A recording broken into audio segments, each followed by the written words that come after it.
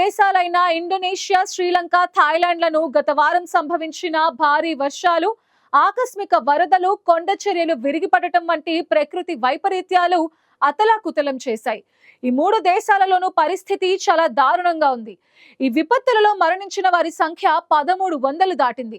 ఇంకా 800 మందికి పైగా గల్లంతవటంతో మరణాల సంఖ్య మరింత పెరిగే అవకాశం ఉందని అధికారులు చెబుతున్నారు.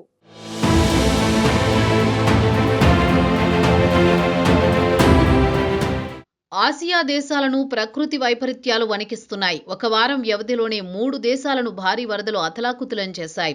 ఇండోనేషియా, శ్రీలంక, థాయిలాండ్లలో ప్రజల జీవితం ఒక్కసారిగా అస్తవ్యస్తమైపోయింది. అకస్మాత్తుగా కురిసిన భారీ వర్షాలు, వరదలు, కొండచర్యలు విరిగిపడడంతో ఈ 3 దేశాలలో మరణాల సంఖ్య 1300 దాటింది. ఇంకా 800 మంది గల్లంతయ్యారు. దీంతో వారి ఆచూకీ కోసం అధికారులు గాలిస్తున్నారు. ఇక వరదల కారణంగా ఇండోనేషియా పూర్తిగా దెబ్బతింది. ఇండోనేషియాలో ఇప్పటి వరకు 712 మంది మరణించినట్లు అధికారులు నిర్ధారించారు. సుమత్రా ద్వీపాలు తీవ్రంగా నష్టపోయాయి. వరదల కారణంగా రోడ్లు పూర్తిగా కొట్టుకుపోయాయి. చాలా చోట్ల వంతెనలు కూలిపోయాయి. దీంతో సహాయక చర్యలకు కూడా తీవ్ర ఆటంకం కలుగుతోంది. ఇండోనేషియా జాతీయ విపత్తు నిర్వహణ సంస్థ వెల్లడించిన వివరాల ప్రకారం సుమత్రా ద్వీపాల్లోని వివిధ ప్రాంతాల నుంచి 507 మందికి పైగా గల్లంతయ్యారు.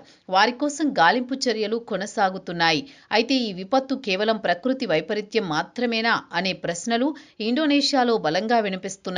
ఉత్తర సుమత్రా ప్రాంతంలో వరదలు, కొండచర్యలు విరిగిపడినప్పుడు లక్షలాది క్యూబిక్ మీటర్ల కలప కొట్టుకు వచ్చిందని అధికారులు తెలిపారు.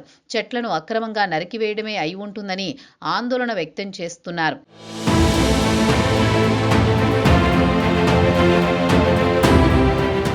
ఇండోనేషియా పర్యావరణ ఫోరం వంటి సంస్థలైతే ఇది కేవలం ప్రకృతి వైపరీత్యం కాదని మానవ నిర్మిత సంక్షోభమని ఆరోపిస్తున్నారు.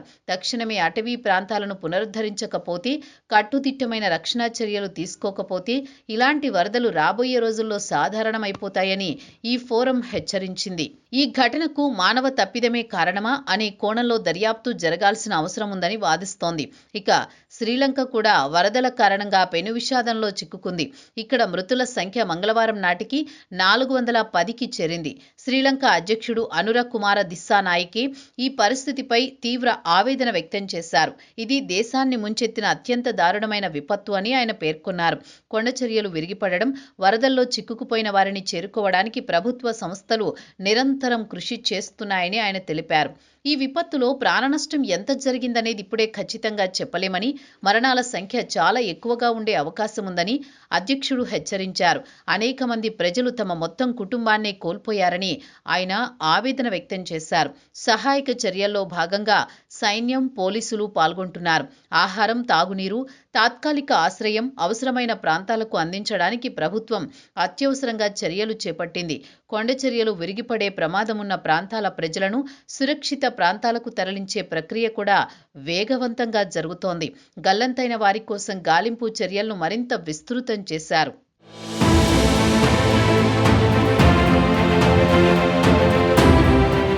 మరోవైపు థాయిలాండ్లోనూ భారీ వర్షాలు, వరదలు తీవ్ర నష్టాన్ని కలిగించాయి. మంగళవారం నాటికి వరదల కారణంగా 181 మంది మరణించినట్లు అధికారులు ప్రకటించారు. థాయిలాండ్లో ఈ భారీ వరదల ప్రభావం మరణాల సంఖ్య కంటే ఆస్తి నష్టంపై, ప్రజల జీవనంపై తీవ్రంగా ఉంది. దేశవ్యాప్తంగా 15 లక్షలకు పైగా ఇళ్లు వరదలో మునిగిపోయాయి. దాదాపు 39 లక్షల మందికి పైగా ప్రజలు ఈ విపత్తు వల్ల ప్రభావితమయ్యారు. వారికి అత్యంత మౌలిక సదుపాయాలను పునరుద్ధరించడానికి అధికారులు రాత్రింబవళ్లు కృషి చేస్తున్నారు. విద్యుత్, తాగునీరు, రవాణా వ్యవస్థల పునరుద్ధరణ పనులు చురుగ్గా సాగుతున్నాయి. బాధితులకు ఆహారం, వసతి కల్పించడం కోసం థాయిలాండ్ ప్రభుత్వం ప్రత్యేకంగా పబ్లిక్ కిచెన్లు ఏర్పాటు చేయనున్నట్లు ప్రకటించింది. బాధితులకు నష్టపరిహారం పంపిణీ కూడా ప్రారంభిస్తున్నట్లు ప్రభుత్వ ప్రతినిధి సిరిపోంగ్ తెలిపారు.